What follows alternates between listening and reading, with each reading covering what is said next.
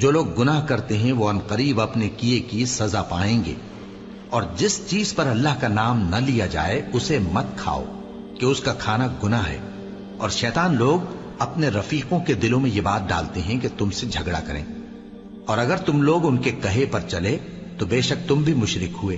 بھلا جو پہلے مردہ تھا پھر ہم نے اس کو زندہ کیا اور اس کے لیے روشنی کر دی جس کے ذریعے سے وہ لوگوں میں چلتا پھرتا ہے، کہیں اس شخص جیسا ہو سکتا ہے جو اندھیرے میں پڑا ہوا ہو اور اس سے نکل ہی نہ سکے؟ اسی طرح کافر جو عمل کر رہے ہیں وہ انہیں اچھے معلوم ہوتے ہیں، اور اسی طرح ہم نے ہر بستی میں بڑے بڑے مجرموں کو موقع دیا کہ اس میں مکاریاں کرتے رہیں، اور جو مکاریاں یہ کرتے ہیں ان کا نقصان انہی کو ہے اور اس سے بے خبر ہیں۔ اور جب ان کے پاس کوئی آیت آتی ہے تو کہتے ہیں کہ جس طرح کی رسالت اللہ کے پیغمبروں کو ملی ہے جب تک اسی طرح کی رسالت ہم کو نہ ملے ہم ہرگز ایمان نہیں لائیں گے۔ اس کو اللہ ہی خوب جانتا ہے کہ رسالت کا کون سا موقع ہے اور وہ اپنی پیغمبری کسے عنایت فرمائے۔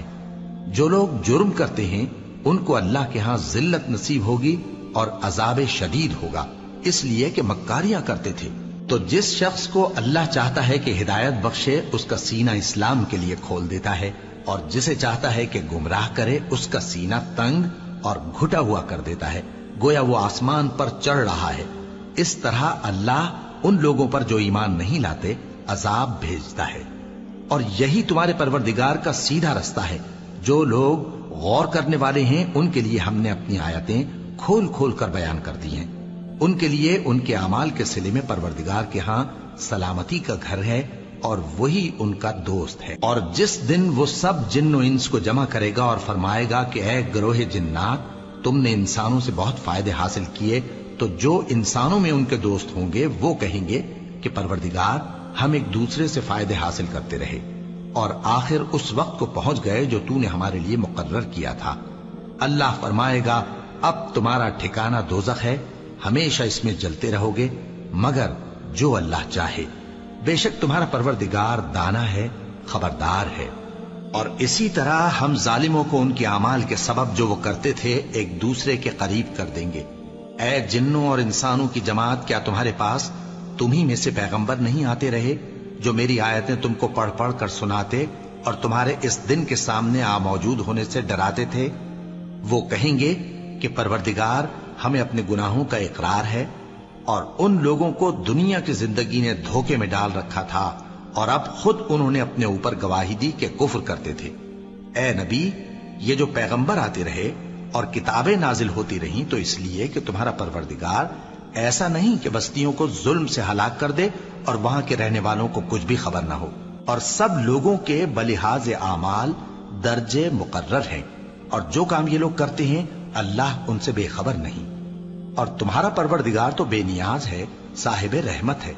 اگر چاہے تو اے بندو تمہیں نابود کر دے اور تمہارے بعد جن لوگوں کو چاہے تمہارا جانشین بنا دے، جیسا تم کو بھی دوسرے لوگوں کی نسل سے پیدا کیا ہے۔ کچھ شک نہیں کہ جو وعدہ تم سے کیا جاتا ہے وہ پورا ہونے والا ہے، اور تم اللہ کو عاجز نہیں کر سکتے۔ کہہ دو کہ لوگو تم اپنی جگہ عمل کیے جاؤ، میں اپنی جگہ عمل کیے جاتا ہوں، ان قریب تم کو معلوم ہو جائے گا کہ آخرت میں بہشت کس کا گھر ہوگا۔ کچھ شک نہیں کہ مشرک کامیاب نہیں ہوں گے، اور یہ لوگ اللہ ہی کی پیدا کی ہوئی چیزوں یعنی کھیتی اور مویشیوں میں اللہ کا بھی ایک حصہ مقرر کرتے ہیں اور اپنے خیال باطل سے کہتے ہیں کہ یہ حصہ تو اللہ کا اور یہ ہمارے شریکوں یعنی بتوں کا۔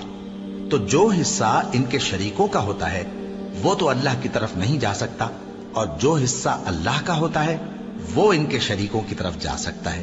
کیا برا حکم لگاتے ہیں؟ اسی طرح بہت سے مشرکوں کو ان کے شریکوں یعنی شیطانوں نے ان کے بچوں کو جان سے مار ڈالنا اچھا کر دکھایا ہے تاکہ انہیں ہلاکت میں ڈال دیں اور ان کے دین کو ان پر خلط ملط کر دیں،